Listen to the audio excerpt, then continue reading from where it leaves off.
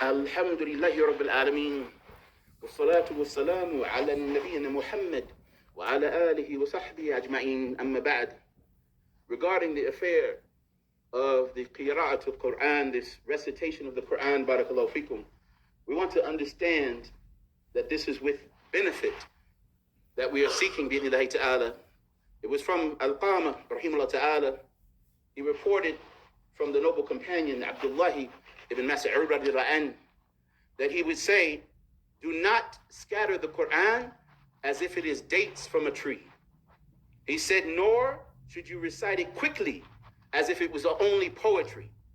He said, stop at the verses that amaze you so that it may move your heart.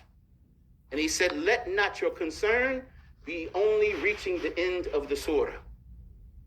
This is the affair, barakallahu fikum. Seeking not only to recite the book of Allah, but to understand the meaning and to reflect upon it and to gain benefit, bi'idhnillahi ta'ala. Shaykh Salih al-Fawzan, hafidhahullah ta'ala, commented about this, and he said, the purpose of reading the book of Allah, the Quran, is not merely for us to go over the ayat and the verses and to finish his recitation as fast as we can. He said, this is not the purpose. He said, rather, what is meant is for us to benefit from the Quran by acting upon it. By acting upon it. And he said the Quran, rather, he said the recitation, it is a means for us to perform the correct actions. He said, although the recitation of the Quran in itself, just the recitation, it is hasanat, it is good deeds, as has been reported by the Prophet ﷺ.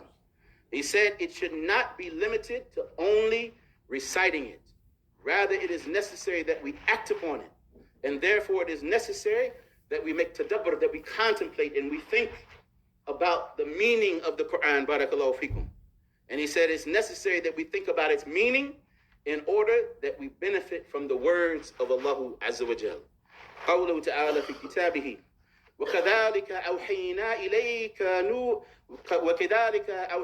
إليك روحا من أمرنا ما كنت تدري ما الكتاب ولا الإيمان ولكن جعلناه نورا نهدي به من نشاء من عبادنا وإنك لتهدي إلى صراط مستقيم.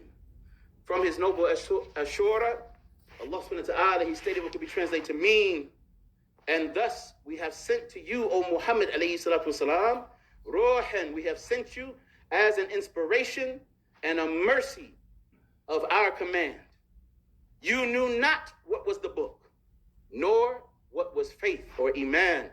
He said, but we have what? We have made this Quran therewith a guide. We guide whomsoever we choose from our slaves.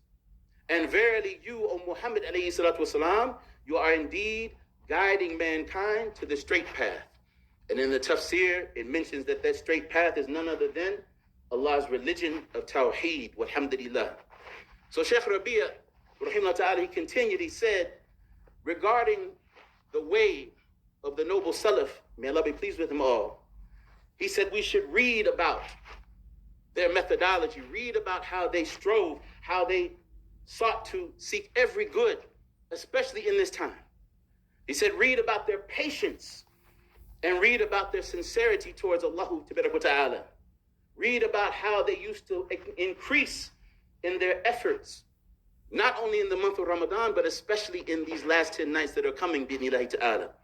And he said the matter is not only that we remind ourselves of performing these actions in the month of Ramadan, but we also need to be concerned that we don't become heedless and that we abandon these hasanat outside of the month of Ramadan.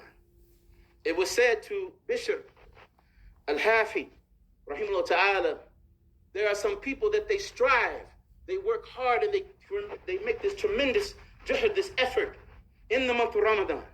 But as soon as the month of Ramadan ends, they stop. They leave off all of those hasanat that they were doing, barakallahu fikum. And this noble Salaf, Bishr al-Hafi, rahimahullah ta'ala, he responded, he said, how evil are these people? He said they only know the rights of Allah during the month of Ramadan. And we do not want to be like that, barakallahu fikum. Because we know that there are people that they only go towards the practice of al-Islam in the month of Ramadan. Regarding his fair, the noble Sheikh Abdullah ibn Baz, rahimahullah ta'ala, he commented, he said, this is the correct understanding, that the people, they should never neglect the obligations of the deen of Allah subhanahu wa ta'ala. He said, like praying in the month of Ramadan, and then they leave off the salawat after the month of Ramadan. And wallahi, we know that there are Muslimin, that they have this methodology, that they only perform the salawat fi shahr Ramadan, in the month of Ramadan.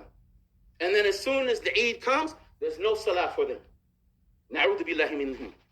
And indeed, he continued, Shaykh Ibn Baz, rahimahullah ta'ala, he said, this is evil. He said, because this tark salat, this abandoning the prayer, kufran akbar, it is major disbelief. It is not something to play with, barakallahu fikum. And he continued, he said, we ask Allah subhanahu wa ta'ala for safety. Nasallallahu al-afiyah, Allahumma ameen. He says, as for some of the things that are just recommended from the sunnah, not the required actions, he said, if the people, they leave these off after the month of Ramadan, he said, then there is nothing against them. And indeed, he said, if the people, they leave off, for instance, increasing in giving charity or something like this, and they relax in those things that are what? Not required, he said, then it is not said that this is an evil person. It is not said that this is an evil person, barakallahu fikum. قوله تعالى في كتابه يا أيها الذين آمنوا اذكروا الله ذكرا كثيرا وسبحوه بكرة وأصيلا. From his Surah Al-Ahzab, Allah subhanahu wa ta'ala, he states, what can be translated to mean, O you who believe, remember Allah with much remembrance, and glorify his praises morning and afternoon. And this is the way that we want to be, bi'idhnillahi ta'ala, in the month of Ramadan and outside of the month of Ramadan. And so the Sheikh Ibn Baz, rahimahullah ta'ala, concluded in his statement, he said, therefore, he said, the mu'mineen, the believers, they remember Allah ta'ala continuously. They obey him continuously.